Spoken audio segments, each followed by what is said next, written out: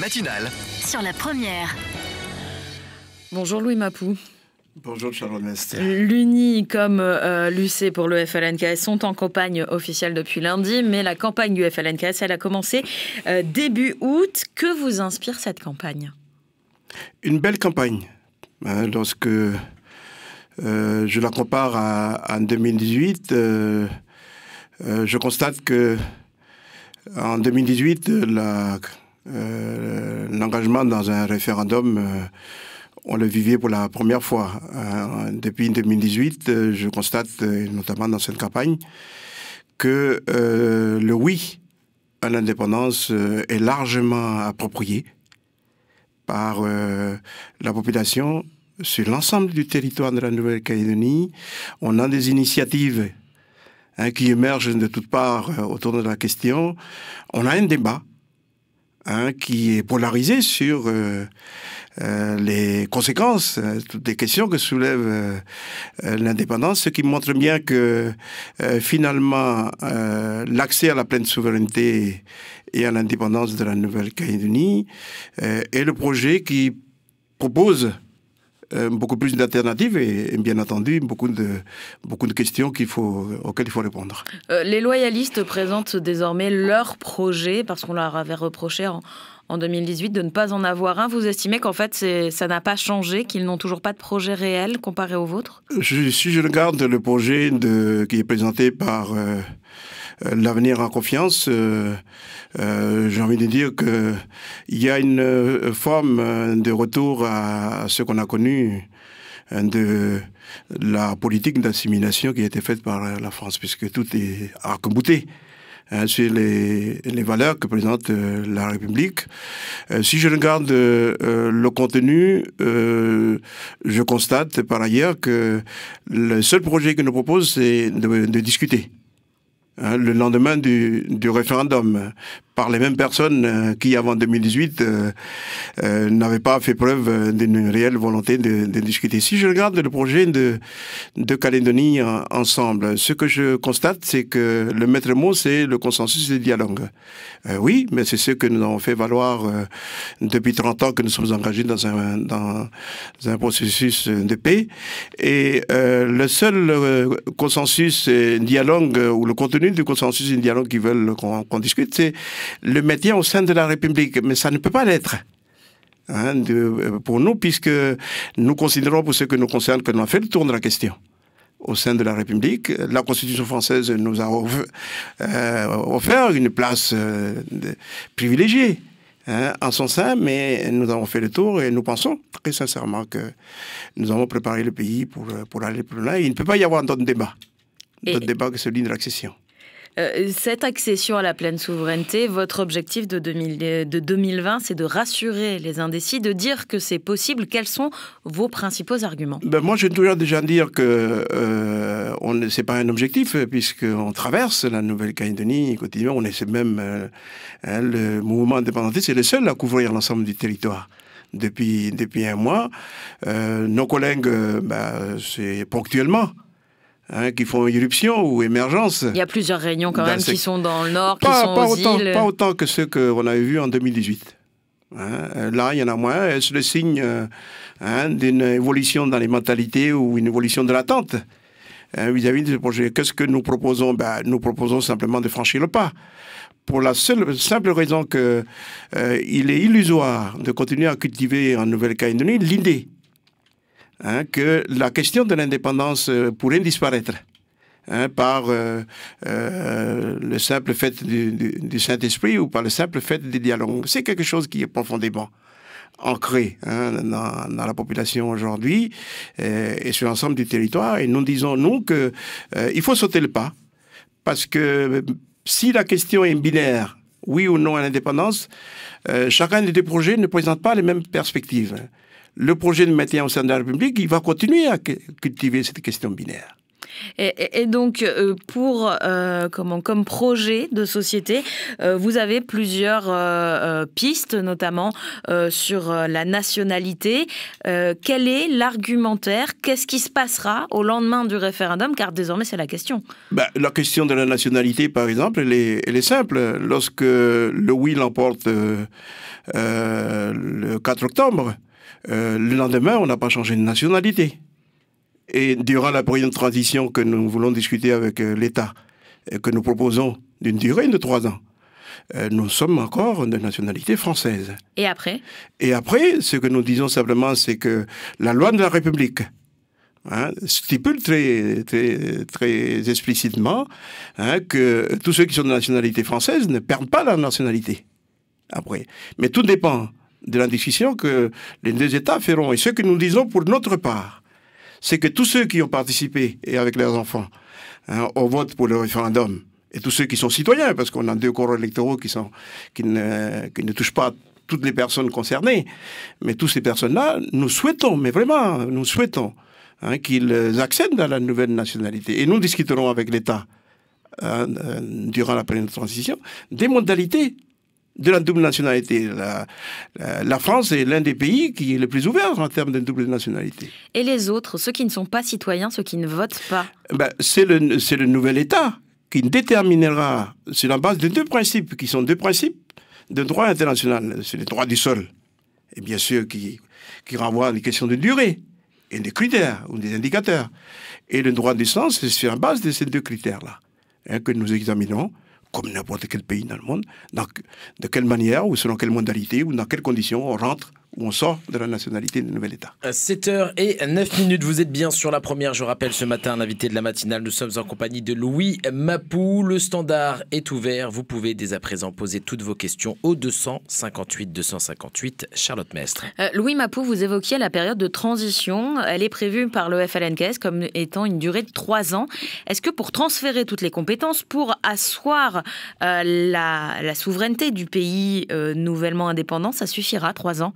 Pour avoir des magistrats, pour avoir une armée, pour avoir ce genre de choses? On a une seule contrainte, c'est la contrainte internationale qui indique très clairement que la durée de transition, elle ne doit pas être trop longue parce qu'elle ne doit pas servir pour l'État de tutelle de revenir sur le choix qui a été fait. Ça, c'est la première contrainte internationale. Pour ce qui nous concerne, nous proposons 3 ans. Pourquoi? Parce que nous considérons qu'il n'y a pas de rupture. Nous sommes dans la continuité de ce que nous avons fait depuis 1988. Et nous considérons qu'avec l'État français, nous pouvons discuter, poser les choses clairement, rassembler à nouveau les oui, ceux qui sont pour les oui et les non, parce que ça restera l'un des défis. Et donc, c'est sur cette base-là que nous envisageons de discuter avec l'État. Est-ce que, durant la période de transition, nous aurons formé le personnel judiciaire dont on aurait besoin, le personnel d'éducation dont on va pas nous faire croire que ce que nous n'avons pas réussi à faire en 167 ans, nous allons réussir à le faire en 3 ans. C'est complètement démesuré.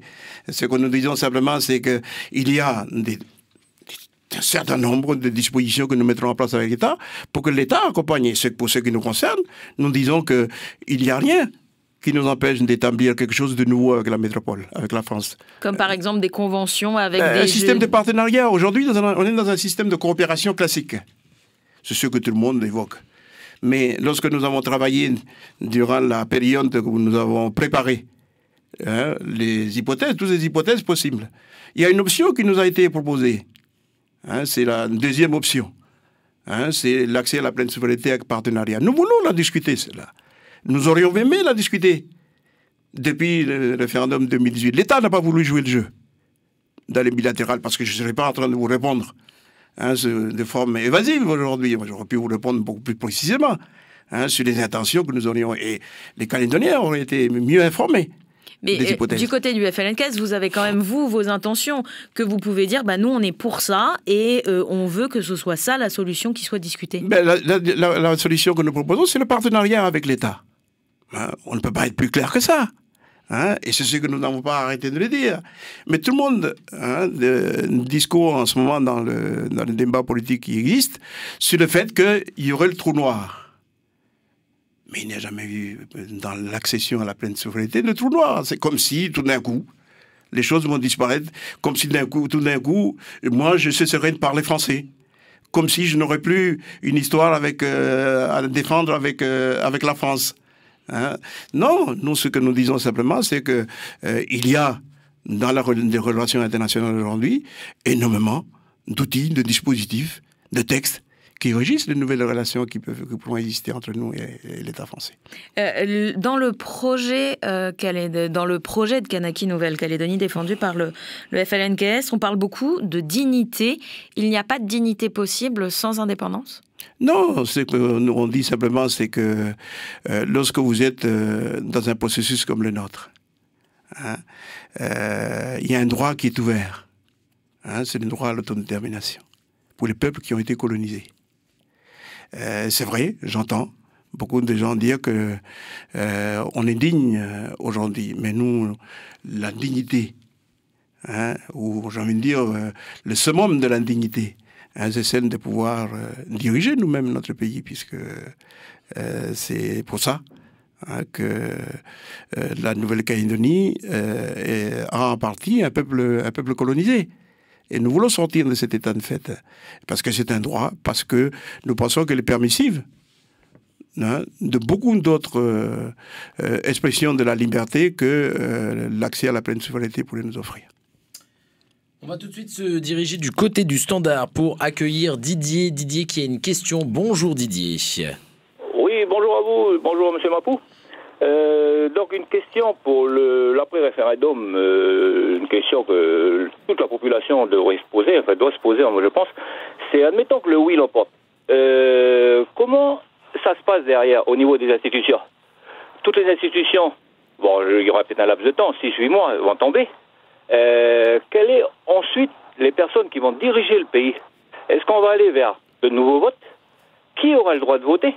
Est-ce qu'on sera toujours dans le même vote qu'aujourd'hui, on va dire des provinciales, par exemple, ou du référendum, mais des provinciales? Est-ce qu'il y aura un seul homme ensuite qui va diriger? Un seul parti? Et admettons que les partis ensuite, puisque si on retourne au vote, les partis de droite repassent au pouvoir, eh ben, ils vont diriger le pays automatiquement. Là comment ça se passe?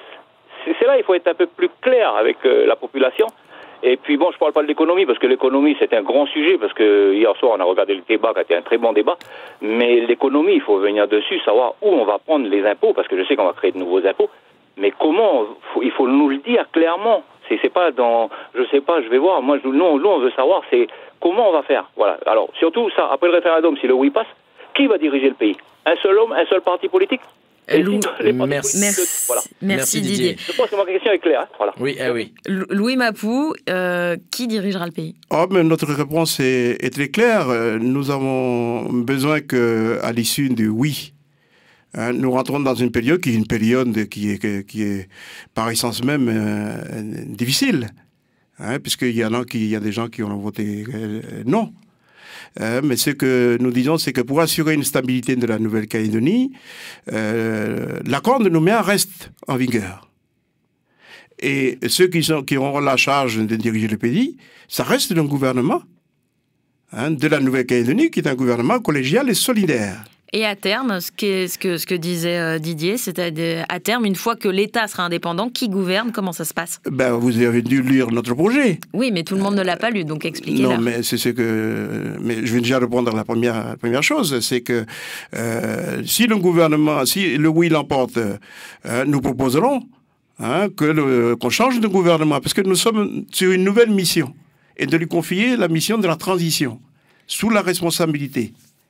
Hein, du Congrès de la Nouvelle-Calédonie, dans la mesure où c'est pratiquement le même corps électoral qui se prononce pour le Congrès de la Nouvelle-Calédonie, pour les provinces et pour le référendum, il y a une certaine légitimité à le garder. Mais tout dépendra du comportement des uns et des autres. Ce que nous disons simplement, c'est qu'il n'y a pas de raison hein, que les gens, qu'on ne puisse pas diriger ensemble la Nouvelle-Calédonie durant la période de transition.